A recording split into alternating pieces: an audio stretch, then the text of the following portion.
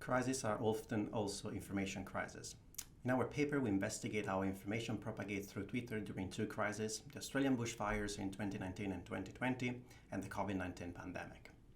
We classified tweets across both crisis events based on their authors. In addition to identifying the accounts of journalists and politicians, we identified 208 Australian far-right accounts based on Twitter public list and profile information.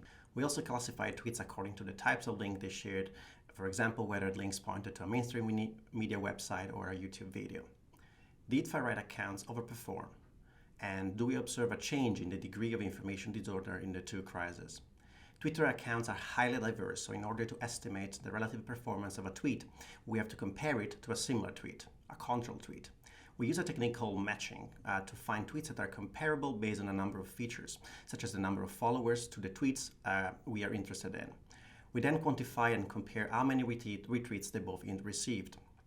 When we measure the performance of the three categories of accounts, we know that journalists and politicians clearly overperforms to the control group, but also that far-right accounts overperform quite significantly, but only at the onset of the pandemic.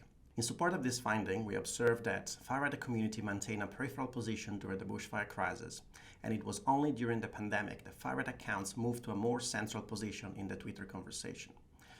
The argument suggests that a factor causing the overperformance of the far-right community on Twitter during the pandemic, even following the introduction of stricter content moderation policies, was increased information disorder.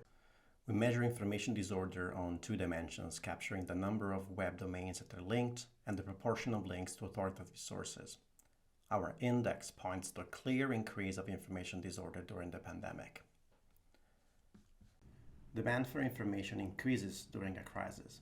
And when authoritative sources of information fail to reach the public is going to be served with content from other sources of information by internet platforms that are designed to speed up when quality information is not available.